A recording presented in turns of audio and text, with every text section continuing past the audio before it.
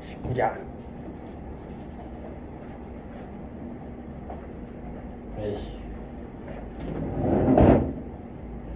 자, 봅시다. 예상 외로 시간을 소모해버렸죠.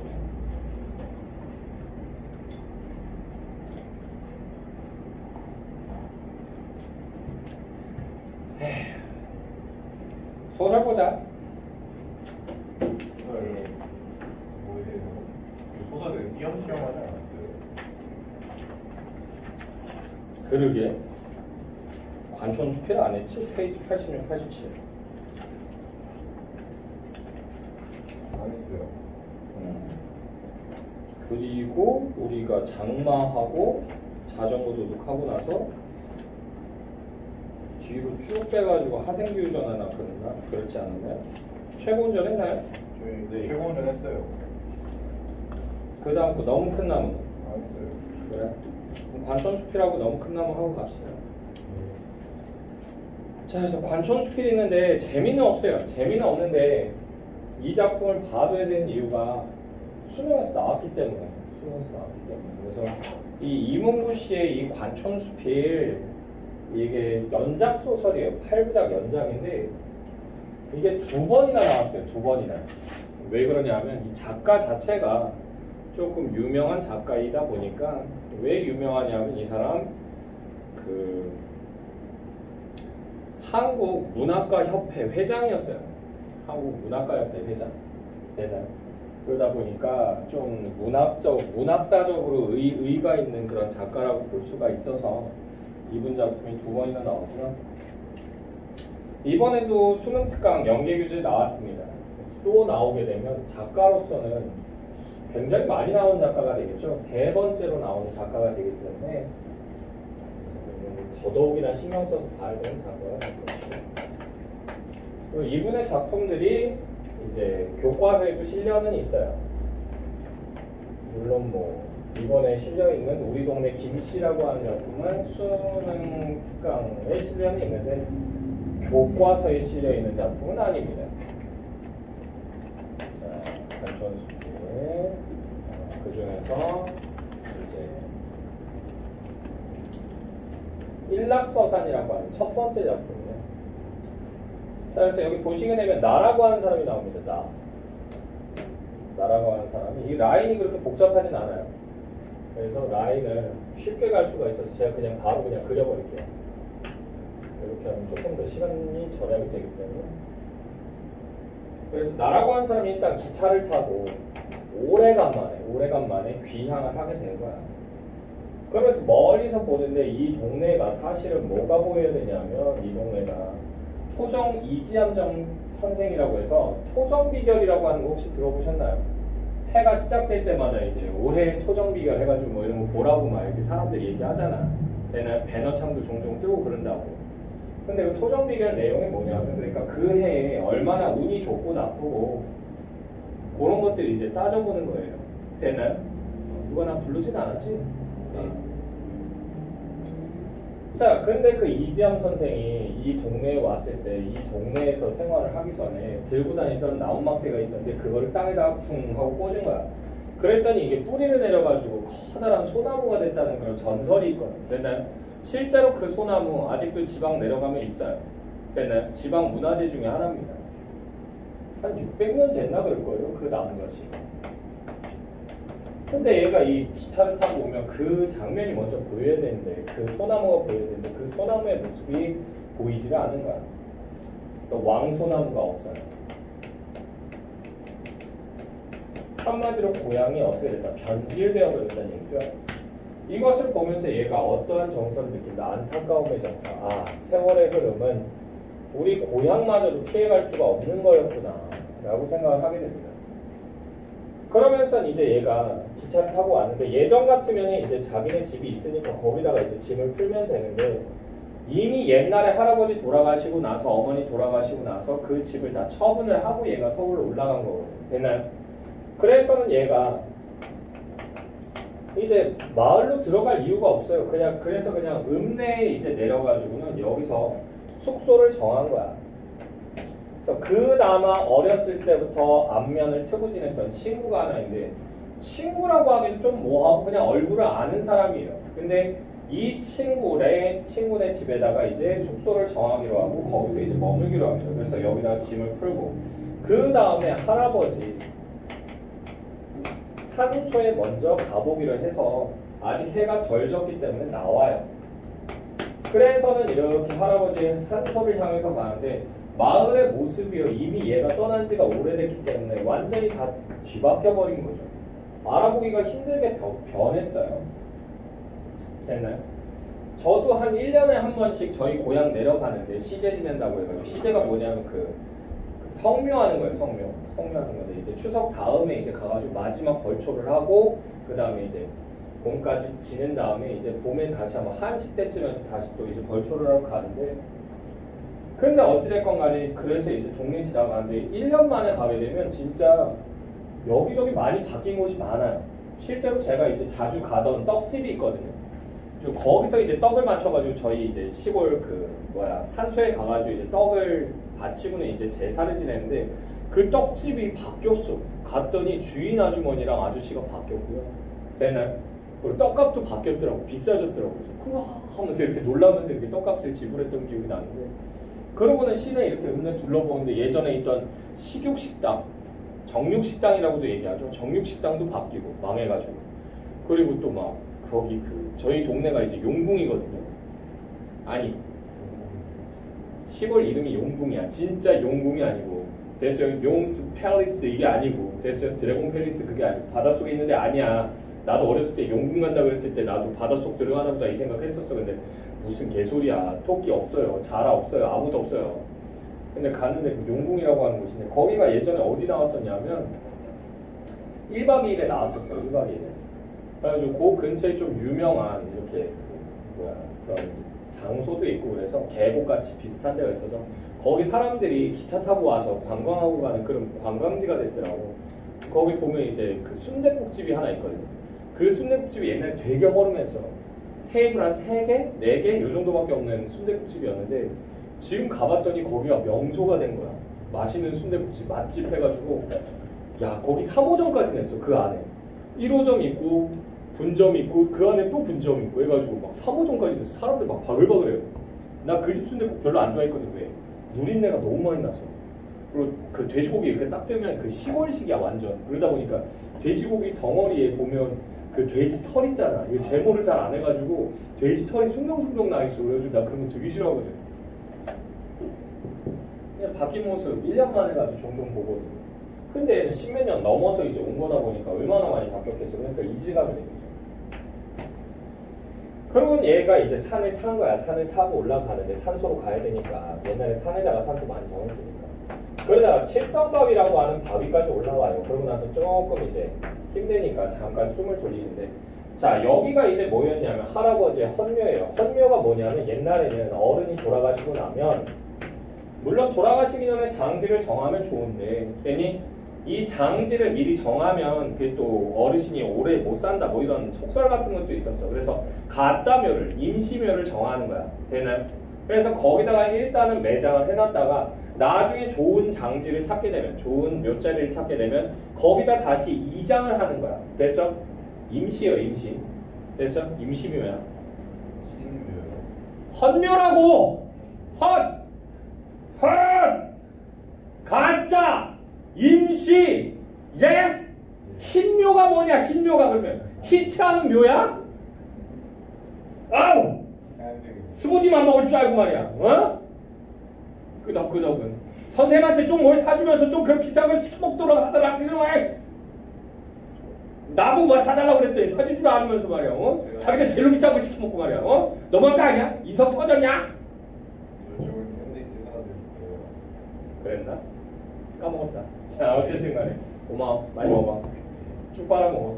자 어쨌든 간에 자 그래서 칠성바위에 도착하게 되는데 그러고 나서 얘가 여기서 환상을 본 거야. 누구의 환상을? 할아버지의 환상을 보게 된 거야. 할아버지가 항상 이 칠성바위에 오르면 이 칠성바위가 나의 헌묘가 될 것이다. 그래서 여기에 대한 애착이 남달랐거든. 그래서 항상 여기 앉아가지고는 그 마을 쪽을 바라다보는 그 마을 딱 바라다보면 그 자리에서 보면 뭐가 보인다? 자기네 옛날 살던 집이 보이거든. 됐나요? 됐어요? 그러면서 할아버지께서 늘 여기에 앉아서는 햇볕을 쬐시면서 집을 바라보는 그때 그 생각이 난다라고 얘기를 하는 거죠. 됐나요? 됐어? 자, 그러다가 얘가 여기 앉아있다 이렇게 보다 보니까 할아버지가 바라보던 곳을 바라보다 보니까 역시 눈에 뭐가 보이는 거야? 옛 집이 보이는 거지. 그래서 옛집 모습을 좀 더 자세히 보기 위해서 얘가 또 이동을 해요. 어디로 이동을 한다? 뒷동산으로.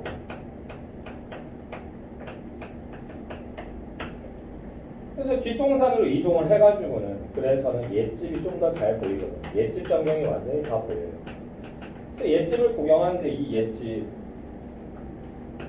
너무 오래됐어. 퇴락됐어요. 무너져가는 것처럼 보이고. 그리고 이 원래는 옛날 집이 이렇게 있으면 거기 가운데로 도로가 없었는데 이 집을 사람들이 팔아먹었나 봐. 그래가지고 집이 두 개로 나뉘어져 있는 거야. 그리고 가운데로는 도로가 지나가는 거지. 됐니? 됐어? 퇴락! 얘기할 때 좀 들어, 퇴락! 안 듣고는 나중에 이러고 보고 있지 말고 들으라고! 퇴락했는데 그 모습을 보면서 집이 또 반쪽을 담고 안타까운 거야.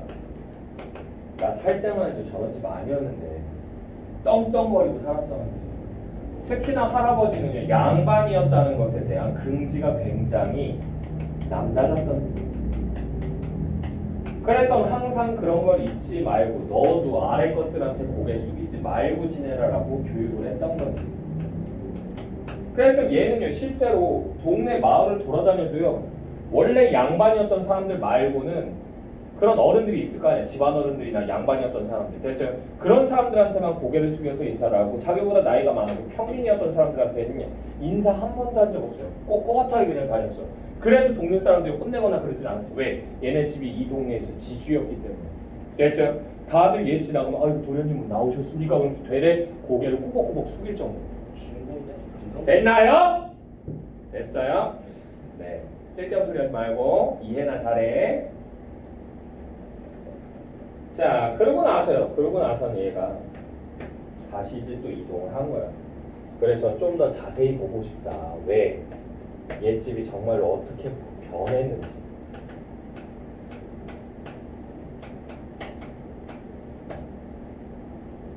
그거를 네 기준으로 재단하면 안 돼, 바보야.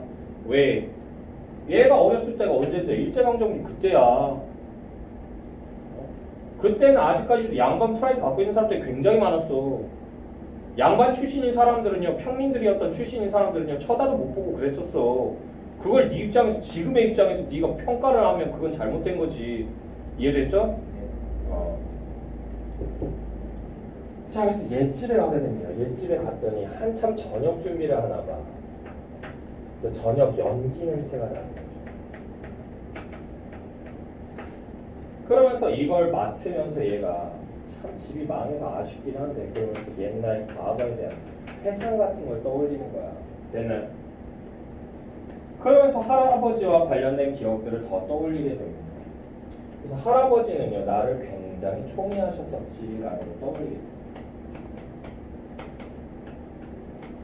그래서 원래 어른들은요 이제 겨울밤이 기니까 또 밤잠 좀 없고 그러세요. 할아버지 할머니들이. 그러다 보니까 밤에 잠 못 주무시고 이렇게 뒤척뒤척거리실 때 입이 또 궁금할 거 아니야. 그러니까 괜히 담배 피지 말고 입 궁금할 때 뭐라도 씹을 거리라도 드시라고.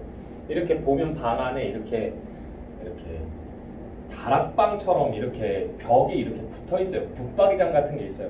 그걸 딱 열면 그 안에 먹을 것들이 쫙 이렇게 채워져 있었다고. 뭐 곶감부터 시작해서 꿀단지, 거기에 떡 같은 것도 들어있기도 하고. 됐어요? 경우에 따라서 이렇게 그 정과라고 해가지고 홍삼 정과 같은 거 드셔보셨어요? 홍삼 이렇게 다려가지고 쪘다 말렸다 한 다음에 꿀 같은데 절여가지고 이렇게 말려놓은 거 있거든. 그런 정과나 약과나 이런 것들이 가득 차 있었던 거야. 드시라고. 이거는 아무도 손 못 대는 거야. 근데 이거를 얘가 놀라서 할아버지 그러면서 올 때마다 아유 이 귀여운 녀석 그러면서 할아버지 나 근데 꽃가마냐만 먹으면 안 돼? 막 이러면서 막 얘기하면 아이 귀여운 녀석 잠깐만 있어 막 그런 다음에 꺼내가지고 그 귀한 거를 입에다 물려주시고 됐어요. 그거 보면 또 엄마가 막 또 막 난리를 쳐요. 막 넌 할아버지 드시라고 갖다 놓은 걸 네가 처먹처먹하고 있으면 어떡하니 이 돼지 같은 놈아 그러면서 얘기하면 엄마 할아버지가 진짜 말이야 그러면서 막 얘기하고 아니 너무 뭐라 그러지 마라 내가 줬다 그러면서 그렇게 총애했어. 됐나요? 그리고 우리 할아버지는 족보라든가 이런 것들을 굉장히 중시하셨던 거예요. 그래서 맨날 나한테 너는 무슨 집안 몇 대 손이고 네 위로 조상으로는 누가 있고 맨날 이런 얘기를 하셨어. 됐어요? 그런 할아버지가 그리웠던 겁니다. 집에 와서 보니까 더 그리워. 됐나요? 그에 반해서 얘가 누구에 대한 이야기는 지금 거의 안 하고 있어요. 아버지에 대한 얘기는 거의 안 하고 있는데 왜냐하면 아버지가 집에 그렇게 오랫동안 머물러 있는 사람도 아니었고요. 아버지가 되레 얘는 좀 어려웠어요. 아버지하고 그닥 얘기를 많이 나눠본 적도 없고 아버지는 나름대로 밖에 나가서 공부하고 인텔리예요. 됐어요? 그래서 공부를 좀 많이 했던 분이고 자 그러다 보니까 이제 이렇게 대학 물도 좀 먹고 이런 사람들 중에서 신지식인들 중에서 뭐에 조금 많이 영향받은 사람들이 많냐면 사회주의예요. 영향받은 사람이 많은데 아버지도 약간 사회주의를 했던 사람인 거죠. 사회주의 자체가 나쁜 건 아니에요. 사회주의 자체가 그렇게 뭐 나쁜 건 아닙니다. 뭐 이렇게 얘기하면 또 이제 빨갱이다 뭐 이런 얘기를 할 수 있어요. 근데 그게 아니고 그 이념 자체는요 잘못된 게 없어요. 왜? 다 같이 잘 먹고 잘 살자는 얘기잖아요. 됐나요? 다만 문제는 뭐야? 개인의 노력을 인정하지 않는다는 거. 됐니? 사람마다 능력치가 다를 수 있어. 얘는 한 달 일해서 1000만원어치를 벌 수 있는 애고 얘는 한 달 일해서 100만원어치밖에 못 버는 애야. 근데 둘이서 그래서 생산을 했잖아. 그러면 1100만원어치를 생산을 했는데 그거를 정확하게 반으로 또각 나눠가지고 550, 550 이렇게 나눠줘야 된다는 얘기를 하는 거지. 이거는 그러면 열심히 일하는 입장, 1000만원어치를 생산하는 입장에서는 굉장히 불공평한 얘기죠. 되나요?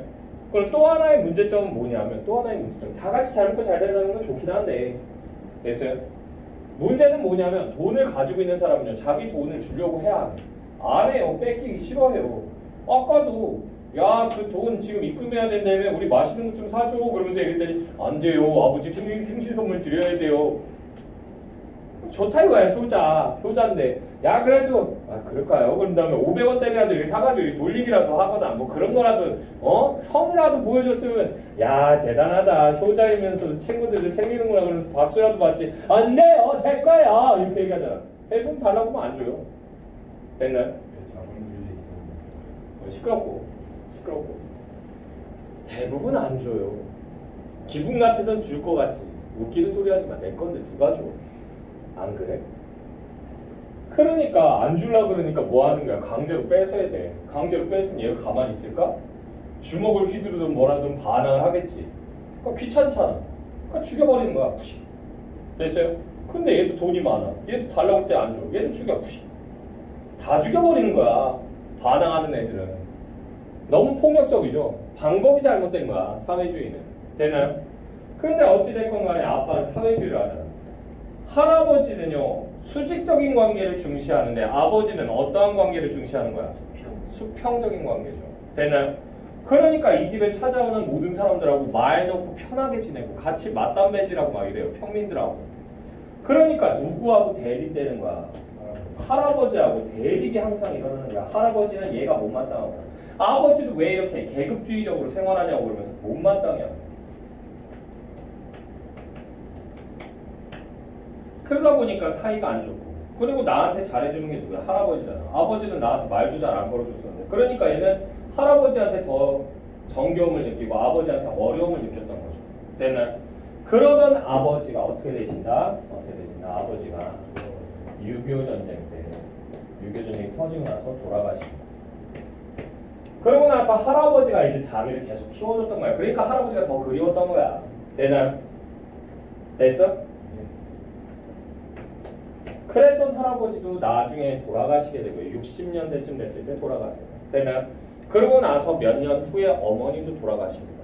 그러니까 여기 집에서 같이 생활하던 할아버지 돌아가셨지 어머니 돌아가셨지 더 이상 가족들이 남아있어 안 남아있어? 안 남아있잖아. 그러니까 얘가 여기 남아있을 이유가 없었던 거야.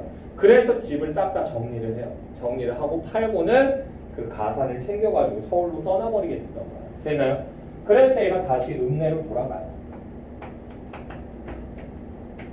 읍내로 돌아가면서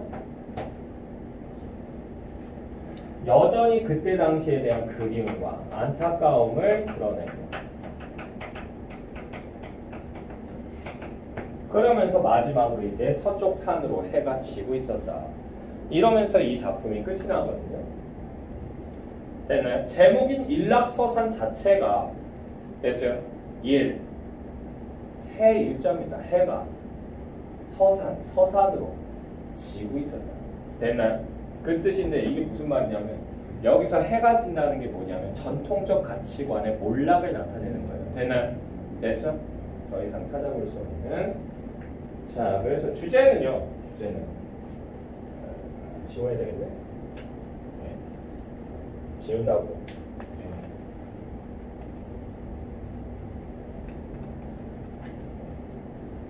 주제는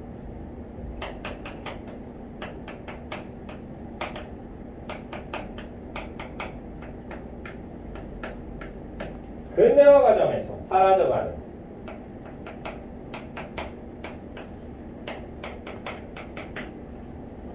전통적 삶에 대한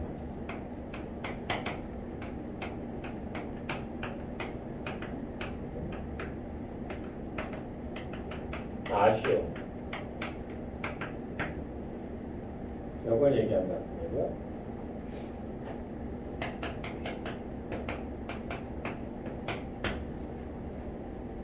자, 특징 볼까요? 아, 아메리카노 괜히 시켰다. 다 못 먹을 것 같은데. 지하철에 요새 음료 들고 타도 되나?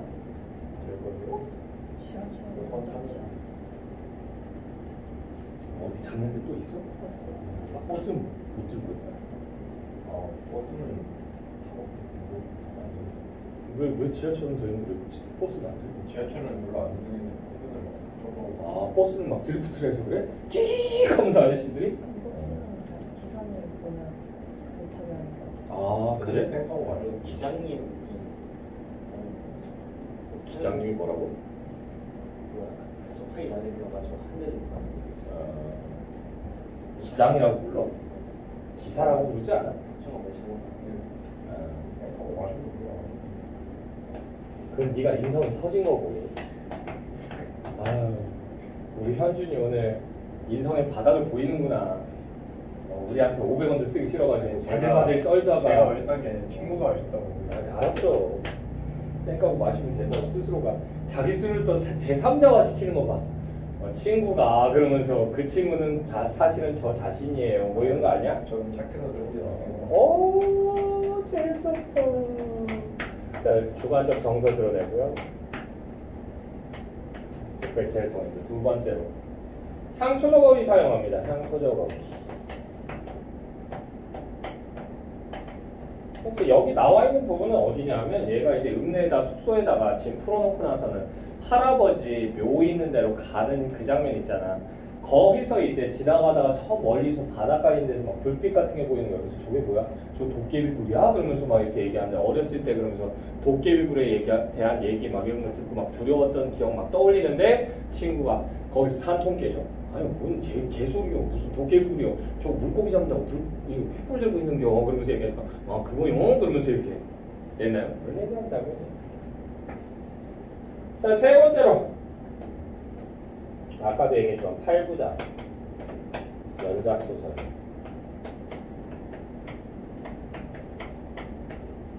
그것 중에서 첫 번째입니다. 제목이 일락서산이라고 얘기했죠. 자, 네 번째로요. 이거 실제로 이문구 씨가 고향을 떠났다가 돌아가서 이제 보고 느낀 바 이런 것들이 좀 담겨 있습니다. 그래서 이거 자전적인 소설이다. 그래서 작가들이 본인이 경험한 게 작품에 반영되는 경우가 많아요. 되나요? 네. 이거 풀어보시고 그 바로 뒤에 88페이지 이것도 그냥 해버리자. 수필 나오거든요. 그거 안 했어요. 수필 안 했잖아.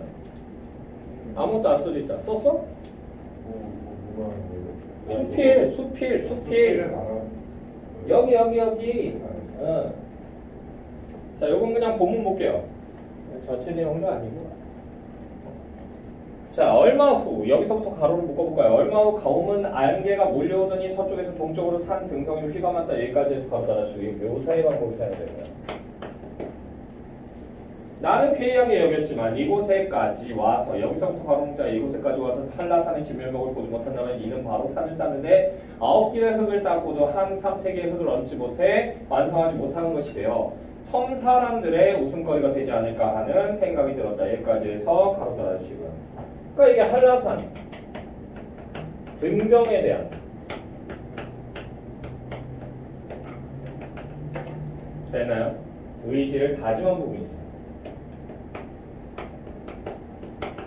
의지를 다짐한 부분이고요. 자, 마음을 굳게 먹고 여기서부터도 가로로 묶어볼까요? 자, 마음을 굳게 먹고 곧장 수백 보를 전진해 북쪽가에 오목한 곳에 당도하여 구보보니 여기까지 해서 가로 달아주시고 이거 여정이에요. 여정. 길을 간, 여행을 간 과정을 얘기하죠. 상공이 여기에 이르러 갑자기 가운데가 터져 여기서부터 가로 묶자. 상공이 여기에 이르러 갑자기 가운데가 터져 구덩이를 이루었는데 이것이 바로 백록담이었다. 그러니까 상공, 가장 높은 봉우리가 갑자기 가운데가 푹 파여 있었는데 그게 백록담이었고요. 주위가 1, 2 남짓하고 수면이 담담한데 반은 물이고 반은 얼음이었다. 호수나 가뭄에도 물이 줄거나 불지 않는데 얕은 곳은 무릎에 깊은 곳은 허리에 찼으며 맑고 깨끗하여 조금의 먼지 기운도 없으니 여기까지 해서 가로 달아주시고. 자, 여기서 뭐 들어간다? 견문이 들어가죠. 아주 깨끗했다는 얘기를 하는데 지금은 아니에요. 지금은 백록담 거기 물 떠가지고 마시는 변태 같은 사람들이 있는데 절대 하지 마세요. 거기 관광객들이 와가지고 쓰레기를 너무 많이 버리고 와서 거기 수질이 완전 개똥됐습니다. 먹으면 그거 배탈 나서 죽어요. 되나요? 절대 드시면 안 돼요. 한라산의 영험한 기운을 받아야지 먹고는 사망입니다. 되나요? 거의 포이즌이야, 포이즌. 먹으면 안 돼요. 자, 그래서 보시면요. 은연히 신선히 사는 듯 하였다. 은연히 신선히 사는 듯 하였다. 여기 줄거고 감상이죠. 그래서 이게 기행문의 3요소가 다 나왔죠. 여정, 견문, 감상이 다 나왔어요. 사방을 둘러싼 봉우리들도 높고 낮음이 모두 균등하니 참으로 천부에 하늘이 내린 성곽이었다. 석벽에 매달려 여기서부터 가로 묶자. 석벽에 매달려 백록담을 따라 남쪽으로 내려가다가 털썩 주저앉아 잠깐 휴식을 취했다. 여기까지 해서 가로 달아주고 역시 여정 나왔고요.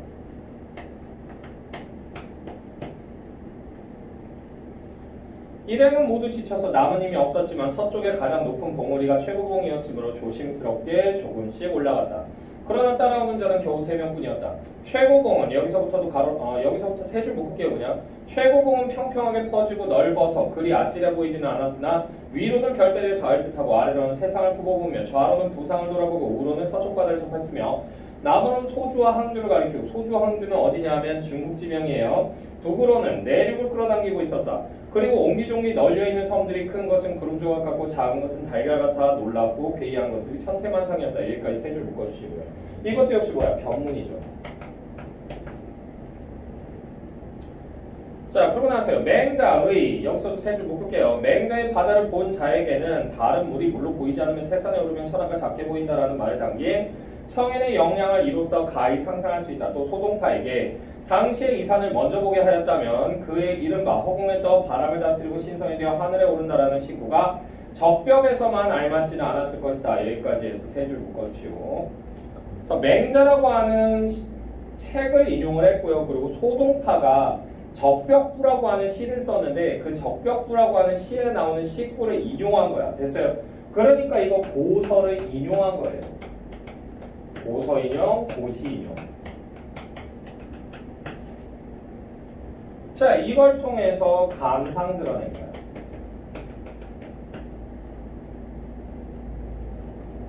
자, 이어서 낭랑하게 읊조리며 추경봉을 내려온다 라고 돼 있죠.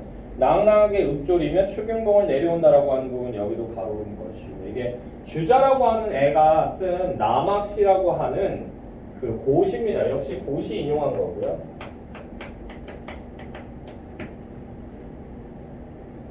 됐나요? 자, 이걸 통해서 흥취를 제시한 거야. 이 산을 타고 내려오는 흥취 제시.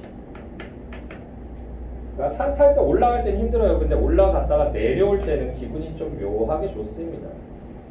그래서 그걸 이제 이 시를 인용해서 나타냈고요. 라는 주자의 식구를 읊으며 백록담 가로 되돌아오니 하인들이 이미 정성스럽게 밥을 지어 넣었다. 그래서 밥 먹고 나서 얘가 다시 내려올 때 이제 사람들한테 한 번쯤은 백두산에 아니 한라산에 올라보는 건 어떻소? 라고 해서 제안하는 글을 쓰면서 이 글이 마무리가 돼요. 됐나요? 자, 그래서 이 작품의 주제는요. 봐봐, 이거 금방 끝난다고 그랬잖아요. 한라산 유람가.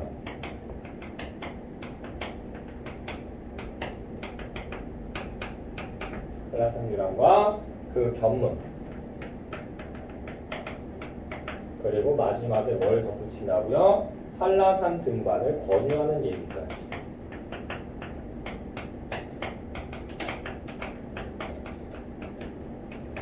여기까지 얘기한다. 됐나요? 예. 자, 특징 볼까요?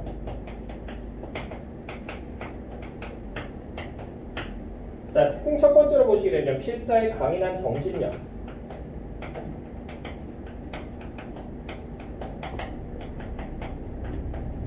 양반이면 운동 거의 안 했을 텐데 끝까지 올라가 보겠다 이런 거 얘기를 하죠.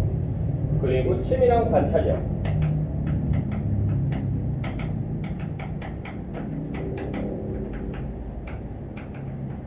이런 것이 드러나고요. 두 번째로, 자, 두 번째로는요, 고시 하고 고사, 고서 인용 이런 것들 들어가죠. 이걸 통해서 정서 제시하고.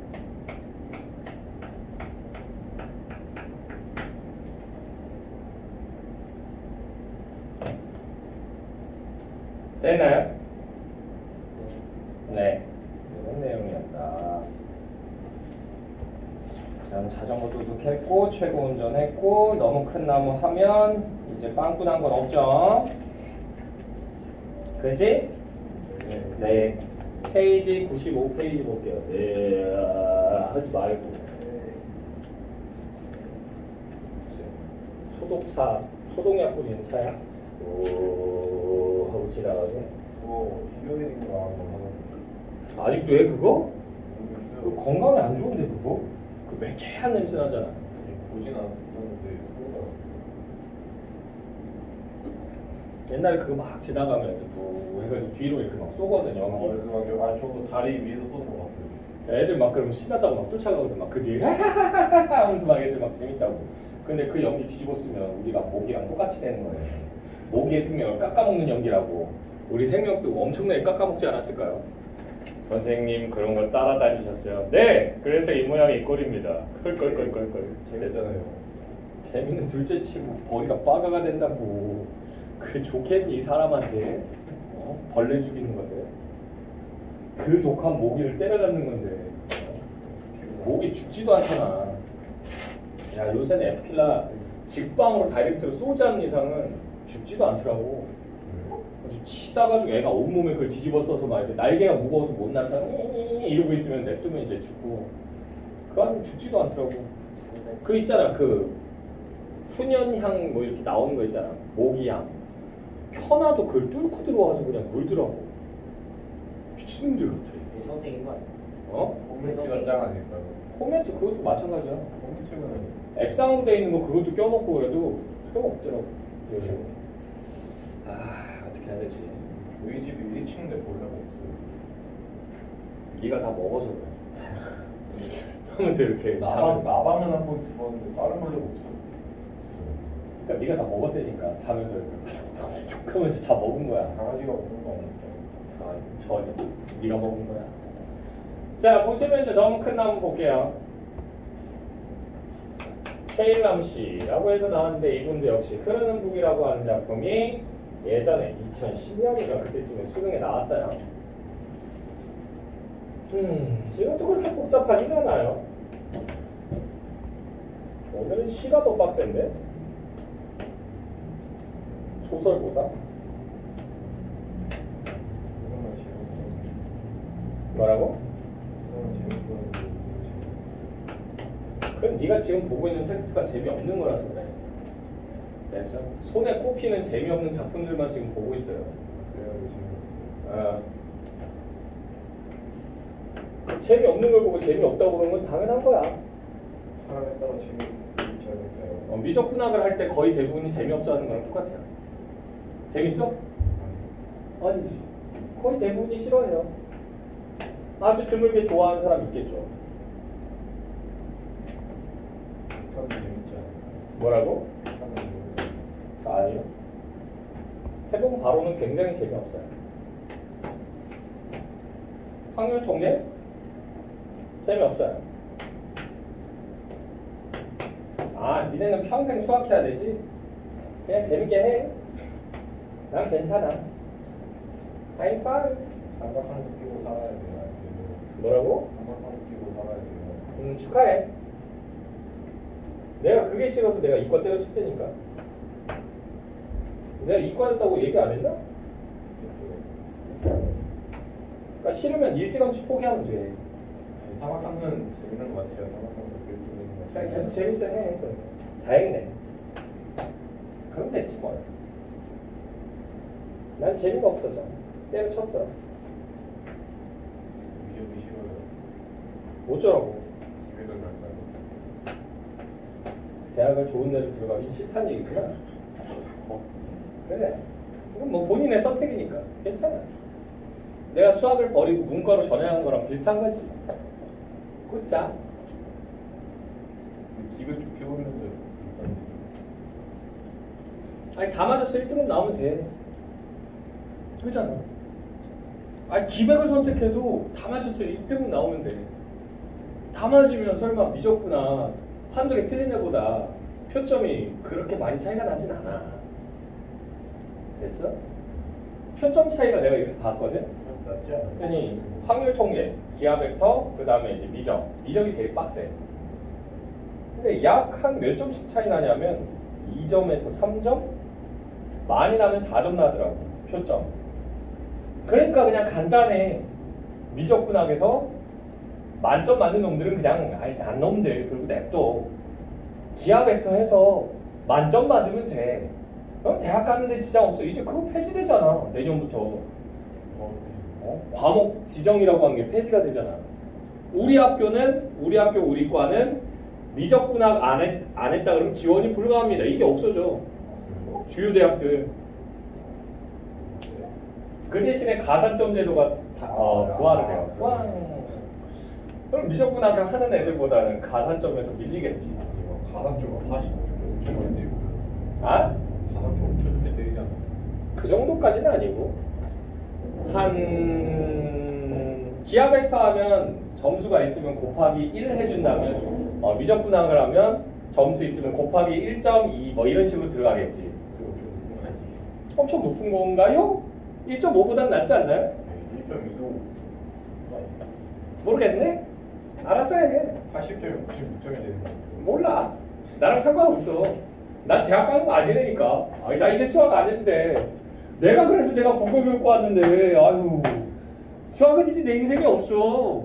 혹시 모르지 우리 딸내미하고 내가 내기해가지고 한판 붙자 그래가지고 미친 척하고 수학 준비할지. 그래도 나 못 이길 거야 아마. 선생님 딸이 미적이 재밌어질 수 있잖아. 그렇게 될 일이 거의 없다는데 그 확률 자체가 무한대로 제로에 수렴한다고 저는 장담하겠습니다. 됐나요? 네. 내기해도 좋아요. 왼팔 하나 걸까요? 네? 왼팔 하나 걸까? 나 왼팔 이렇게 내가 만약에 지금 우리 딸내미가 미적분학을 좋아하면 내가 왼팔을 자를게. 그다음에 여기다가 이렇게 철사를 묶어가지고 철사에다 이렇게 책을 꽂아놓고 이렇게 수업을 할게. 어때? 너도 왼팔을 걸어. 근데 그거는 아니 그러니까 빨리 걸 거야 안 걸 거야? 안 걸려. 그럼 닥쳐. 자, 그래요. 쓸데없는 소리 그만하시고. 자, 너무 큰 나무 보도록 하겠습니다. 자, 여기 나라고 하는 애가 나와요. 나는 이 집에서 일하는 가정부예요. 가정부. 옛날에 좀 돈 많은 사람들이 집에다가 가정부 두고 살았었어요. 자, 아예 거기서 먹여주고 재워주고 다 해요. 근데 이 집에 주인 아저씨가 있는데 이 주인 아저씨가 나는 당체, 도통 이해가 안 되는 거야. 관찰을 하는데. 그래서 왜 그러냐. 이 사람 집에서 하는 행동하고요. 사회 밖에 나가서 하는 행동이 완전히 다른 사람이야. 도대체 왜 이럴까? 이상하다 이거지. 그래서 집에 있는 거 보면요. 집에 있을 때는 쌍스러워요. 그래서 입에다가 차마 담기도 힘든 욕 같은 걸 막 입에 담고 있어요. 아 씨발 오늘따라 날씨 존나게 덥네. 막 이런 식이야. 되나요? 여보 아 내 반스 어디 갔어? 아 씨발 반스 나라고 반스 그러면서 막 지랄지랄하고 됐어요? 상스러워요.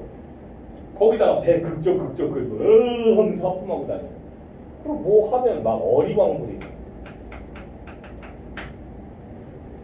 됐나요? 근데 신기한 게 밖에만 나오면 TV 강연 같은 데 자주 나오고 그리고 그런 데서 보면 의젓해요. 그러니까 평상시에 보는 모습하고 완전히 다른 거예요. 거기다가 또 하나 더 집에서 이 사람 가족들하고요 대화한다 안 한다? 안 해요. 관심도 없어요 서로. 근데 밖에 나와서 강연하면서 뭐라고 얘기한다? 가족 간의 대화가 중요하대. 서로 항상 대화를 해야지만 화목한 가정이 이루어진다. 나 집에서 그래서 애들하고 항상 대화한다. 이런 얘기를 합니다. 되나요? 자, 그리고 나서 또 얘가 방송에 나와서 뭐라고 얘기한다? 또 인터뷰를 했는데 한 번은 인터뷰에서요. 아, 사람은 독서를 안 하면 안 된다. 그러면 메마른다. 피폐해진다라고 얘기해요. 그래서 날마다 책을 읽는 게 중요하다.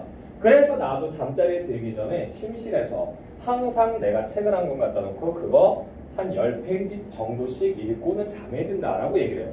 그러니까 많은 양이 필요 없다. 날마다 조금씩만 읽어도 된다. 이런 식으로 얘기를 한다고. 됐나요?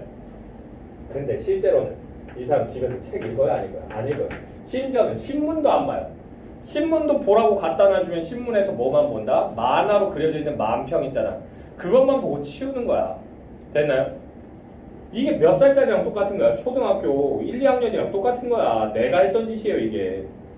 신문 만평 말고 우리 아버지가 그 신문 논평이라고 해서 나오거든. 그 논술 같은 거. 논설문 같은 거 나오면 그거 읽어서 이제 좀 논술 대비 같은 거 해라 그래가지고 중학교, 고등학교 때 주셨는데 한 번도 제대로 읽어본 적이 있다 없다? 없다. 되나요? 그래도 글 쓰는 데는 지장은 없더라. 근데 여러분들이 대학 갈 때 논술 전형을 논술 전형 부활해요. 논술 전형 부활해요. 있지 않았어요? 있었는데 없어졌던 학교 많아. 아. 근데 고려대학교가 이번에 부활시켜요. 연세대학교는 여전히 있었는데 연세대학교는 뭐 하나 그거 할까 아마. 연세대학교는 최저 부활시킬 거야. 최저요? 최저 등급. 연세 최저 안 가려고 막 서울 공부하는 거. 근데 어쨌든 최저 다시 부활시키고 됐어요. 그것 때문에 피곤 애들 되게 많아. 됐어? 그게 니네 바로 위에 선배들, 그러니까 지금 고2 애들부터 적용돼요. 됐어? 그리고 아까 얘기했던 그 지정과목제 그거 폐지되는 거, 그게 이제 서강대, 성균관대, 경희대, 중앙대, 서울시립대, 서울 안에 있는 10개 대학교, 걔네들이 그걸 폐지시킨다고. 됐어? 그러니까 변화가 조금씩 있어. 근데 올해 입시해보고 좀 마음에 안 든다. 그러면 내년 입시에 그대로 안 가요. 가면서 이건 가정안이기 때문에 내년에 한 번 또 뒤집을 수가 있어. 지금 고2들 거를 한 번 정도 4월달이나 5월달쯤에 한 번 뒤집을 수 있다고. 그러면서 니네 거를 같이 건들 수가 있어. 그럼 또 혼란, 혼돈 그 자체로 가는 거야. 그러니까 이게 윤석열이 쏘아올린 작은 공이야. 나비 효과야, 나비 효과. 윤석열이 교과서 밖으로 내지 마. 팔랑 딱 이렇게 했는데 우와 하면서 막 입시정책 난리가 났잖아. 와우! 훌륭한 대통령이에요. 자, 어쨌든 간 여기서 지금 누가 와서 들여다볼지 모르는데 여기서 내가 욕을 하지? 훌륭한 대통령이라고 해야지? 누가 안 된다며. 아니 여기 있잖아. 바보야. 국정원에서 누가 와서 뒤적뒤적해서 보면 어떡해. 지우죠.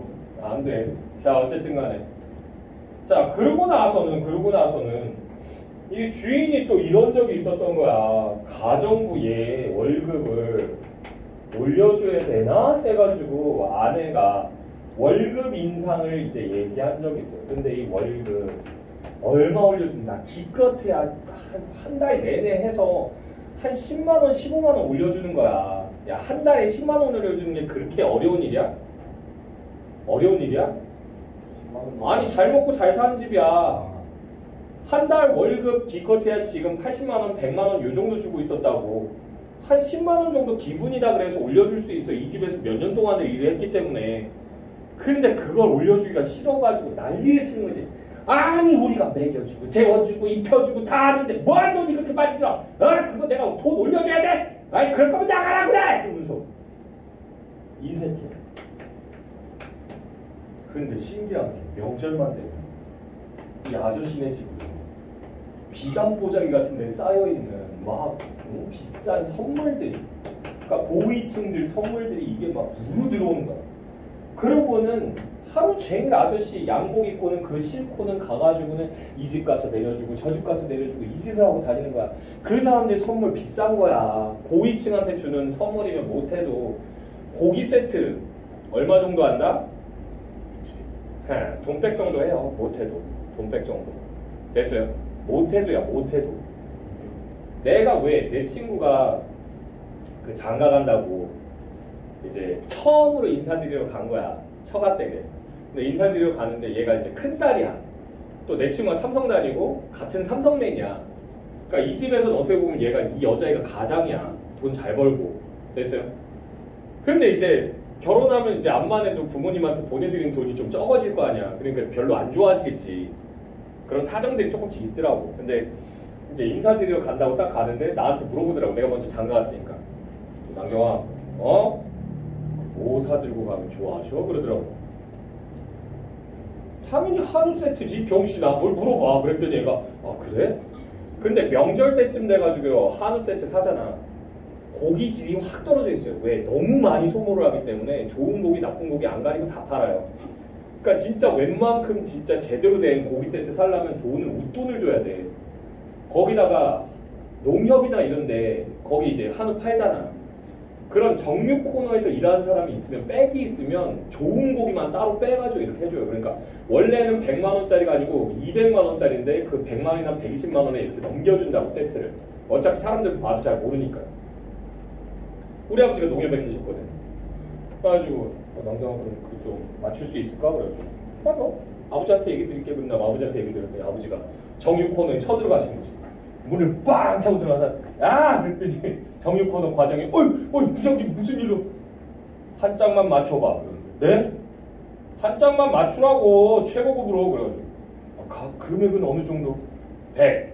그 이상 넘어가면 죽일 거야. 그랬더니 예 알겠습니다. 그러면 싹싹 썰어가지고 진짜 딱 왔는데 고기를 나도 이제 농협에서 일을 많이 해봤거든. 딱 받아봤는데 이야 이건 200짜리인데? 그러면서 내가 이야 이 새끼 이거 우리 아빠가 되게 좋아하네? 그러면서 넘겨줬어.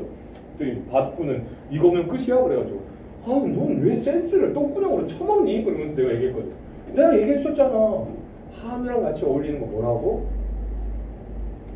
자연산 송. 자연산 송이랑 한우랑 딱 굽잖아. 그 송이의 그 자연산 송이 특유한 향이 있어요.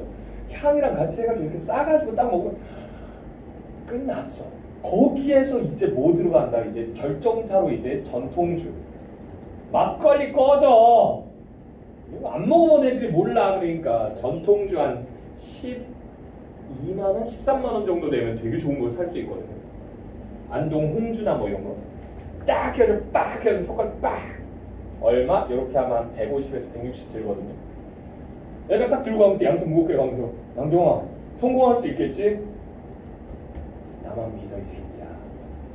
엄마가 제대로 심혈을 기울였다. 이거면 끝난다. 딱 갔지. 가가지고 아버님 처음 뵙겠습니다. 그러면서 딱 인사를 하는데 제가 왜 그쪽 분 아버님이죠? 그러면서 이렇게 장인어른 되실 분이 그렇게 얘기하더라고요. 그래도 아버님이라고 불러드리는 게 맞는 것 같아서 그랬더니 그래요. 뭐 예의를 갖추는 건 좋은데 내가 좀 부담스럽네요. 그러면서 이렇게 선을 쓱 그으시더래. 그래서 좀 당황했는데 근데 그 가져오신 건 뭔지 그랬는데 이게 좀 별건 아니고 그러면 쓱 해가지고 가족들 다 모여서 같이 먹자고 드시라고 이렇게 제가 좀 준비해봤습니다. 이러고 싹 내미는데 아쉬워. 딱 보면 알아. 그 막 관직이나 이런 데 오래 계셨던 분이라서 딱 보는 순간 아는 거야. 아이고 뭐 이런 걸 다 그러면서 거기다 그건 또 뭔가 자연산 송이 이건 또 뭔가 그 안동 홍주 딱 해서 딱 내미니까 아버님이 바로 그대로 싹 놓으신 거지. 그래가지고 그래 김서방 바로 김서방 됐어요. 그쪽에서 김서방 됐어. 그 바쁜 일 있나? 아니요. 없는데요. 그럼 오늘 자고 가게. 첫날 가서 처음 뵀는데 10분 만에 자고 가라는 소리 들었어요. 남자분들 아셨죠? 필살기다. 알았지? 자, 근데 그런 거를 들려 보내는 거야. 이거 보면서 얘가 의아한 거죠. 아니 내 월급 몇 푼 올리는 데는 이게 뭐야? 그렇게 벌벌 떨면서 그 사람들 주는 그런 고기 세트 100만원짜리 200만원짜리 이런 거 그냥 아무렇지도 않게 쏘네. 이게 뭐지? 그러니까 주인의 정체성이 파악이 안 돼요. 그래서 얘는 혼란스러운 거야. 그래서는 아마도 이런 건가 보다라고 생각을 해요. 유추를 합니다. 그래서 뭐라고 유추하냐면 얘가 어렸을 때 살던 동네에 천방산이라고 하는 산이 있었어요. 이 천방산은 가까이에서 보면 근경이죠. 가까이에서 보면요 별거 없어. 평범해요. 그에 반해서 멀리서 봤을 때는 되게 멋있어 보이고 되나요? 아름다워. 근데 막상 가까이 가서 보면 진짜 별로 볼 게 없어요. 별 볼 일 없는 산이에요. 그것과 아저씨도 같은가 보다. 다른 사람들은 멀리서 바라보니까 이 사람이 엄청나게 위대한 사람으로 보이지만 나는 가까이서 보니까 별거 없다라고 보이나 보다. 이 생각을 한 거야. 이렇게 이 아이가 생각하는 걸 제시하면서 뭐 한 거야? 누굴 까버린 거야? 주인 아저씨 까버린 거죠. 되나요? 됐어? 자, 주제하고 특징 볼까요? 지워야겠다. 몇 번을 지우는 거야? 이거? 정서가 생각을 되게 잘하는. 뭐라고? 정서가 생각을 가정부. I said 가정부. I said what? I said what? 가정부. 됐어요? 재수없다. 얘야. 이러면서 대답하는 건 뭐야? 위선적 지식인의 뭐를? 허상을 폭로했다.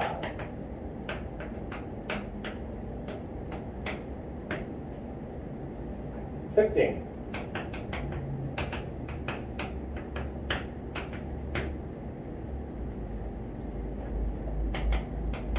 특별한 갈등이 있다 없다? 있다 없다? 없다. 그리고 이거 어떻다? 에피소드 같은 게 들어가죠. 사파식 구성이라고 얘기합니다. 자, 두 번째로는 무지한 관찰자.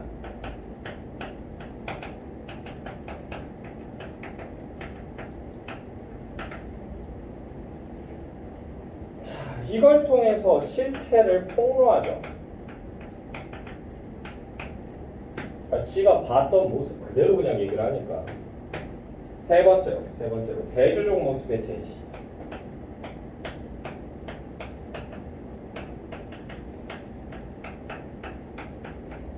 이걸 통해서 뭐한다? 풍자성을 높여준다.